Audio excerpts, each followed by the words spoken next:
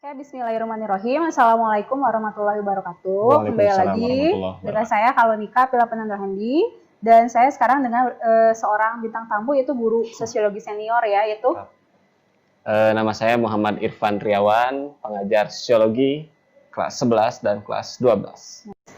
Nah, di kesempatan kali ini kami berdua itu bakal ngebahas tentang kesenjangan sosial Betul. sebagai masalah sosial. Masih tentang materi masalah sosial ya? Betul. Betul. Ini tuh buat materi kelas berapa sih, Pak? Ini materi kelas 11 semester 1 ya? Iya, kelas semester 1 dong. Materi bab 2 ya? Good. Oke. Nah, kalau kalian masih belum paham apa itu kesenjangan, apa sih sebenarnya kesenjangan sosial itu, Pak Irfan? Kesenjangan itu apa ya? Tidak simetris ya? Iya, tidak simetris. Adanya jarak mungkin ya? Ada jarak, adanya perbedaan yang mencolok. Oke, nah berarti tidak seimbang, ada perbedaan. Biasanya Betul. perbedaan itu ada di masyarakat. Betul. Nah biasanya si pengkategorian ini tuh berdasarkan kayak misalnya jenis kelamin, status, Betul, etnis, atau misalnya suku bangsa, dan gender. betul. Gitu. Nah kalau misalnya di masyarakat itu ada kesenjangan nggak sih, Pak? Ya jelas ya, apalagi sekarang situasi sedang pandemik ini, kesenjangan pasti terlihat ya, yang kaya semakin terlihat, yang miskin terlihat semakin miskin, semakin menderita adanya COVID ini ya. Jadi terlihatlah jarak yang sangat luar biasa begitu. Oke. Nah biasanya si pengkategorian dalam masyarakat itu akan berdampak juga pada kesempatan yang diberikan sebagai kita. Misalnya golongan atas, golongan menengah, golongan bawah itu akan berdampak juga. Kenapa bisa seperti itu sih, Pak Irfan? Ya mungkin dampaknya ekonomi ya, jelas ya, kesenjangan ekonomi ya. Orang lain seperti contoh kalangan atas bisa membeli makan cepat saji ya, misalkan. Mungkin orang kalangan bawah tidak bisa. Jangankan membeli makanan cepat saji ya, mereka membeli makan pun, membeli nasi pun mungkin sulit ya. Nah itu sudah terlihat kesenjangan yang sangat luar biasa sebetulnya ya. Mungkin kalian kalau misalkan lihat di jalan, mungkin ya ada seorang pengemis. Nah itu teh salah satu kesenjangan, tapi kalian teh tidak tahu apakah itu teh apa namanya. Nah itu teh yang disebut dengan kesenjangan ya. Kalian misalkan sedang memakai mobil Mini Cooper misalkan ya, sedang pakai mobil, pakai AC gitu ya di dalam mobil, lalu ada pengamen. Nah itu teh sudah terjadi kesenjangan ya antara pengendara mobil ya, misalkan kalian, lalu ada pengamen. Nah itu sudah terjadi kesenjangan sosial ya. Oke, betul. Terus Pak Irfan kan sebagai Presiden Indonesia dia, Bapak Jokowi itu kan mereka, dikira saya yang jadi presiden. Bapak Presiden ini beliau ini merencanakan sebuah bantuan buat rakyat miskin, atau misalnya dikatakan masyarakat miskin baru gara-gara terkena dampak. Itu solusi bukan untuk mengatasi kesenjangan? Iya betul, itu solusi, salah satu solusi untuk mengatasi kesenjangan. Tapi apakah solusi ini merata atau tidak? Itu yang jadi pertanyaannya kan.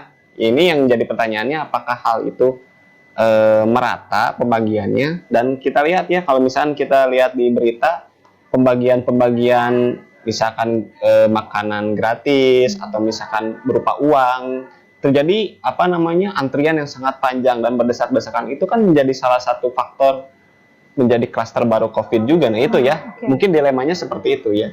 Tapi kan faktanya di masyarakat itu ketika bantuan datang ke masyarakat tuh tidak selalu tepat sasaran. Betul. Nah ini kalau untuk tepat sasaran, nah ini kita sebagai orang yang hidup berdampingan dengan masyarakat, hidup dengan manusia lainnya, kita harus bisa saling tolong-menolong juga. Jadi jangan menunggu bantuan dari pemerintah juga. Kita juga yang misalkan mampu harus tergerak. Misalkan kalau kita tidak memiliki biaya, kita juga bisa dengan tenaga mungkin ya membantu mengkoordinir dana bantuan yang ada dari pemerintah itu sendiri. Betul.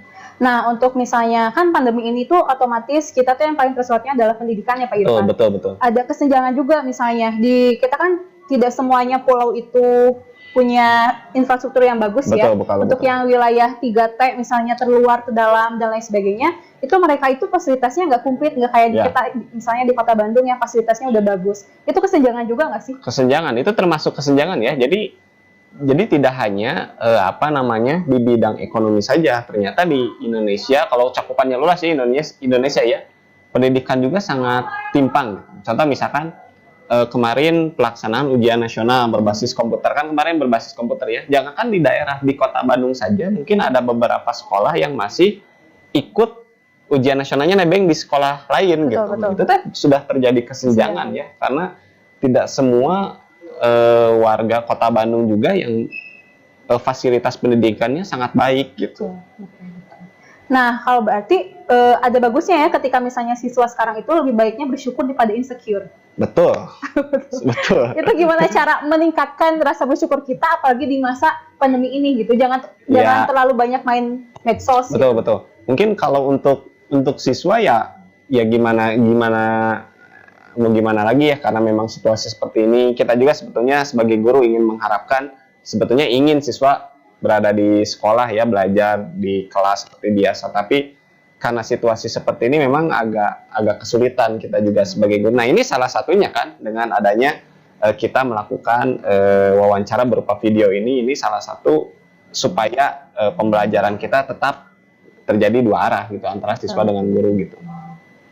Nah, ada kejadian juga nih yang baru-baru ini tuh lagi booming gitu ya di semua kalangan, termasuk di rakyat bawah, itu tentang ketok palu yang pengesahan RUU Omnibus Law ya. Okay. Itu apakah termasuk juga kesenjangan sosial atau bukan? Jadi ada buruh perempuan, jadi pekerja perempuan itu kan tidak boleh cuti hamil. Nah, itu kan salah satu bentuk kesenjangan ya. Kalau tidak salah di beberapa negara itu, kalau di negara lain itu untuk pekerja perempuan kalau sedang hamil itu diberikan cuti bahkan sampai 1 tahun, 6 bulan sampai 1 tahun ya.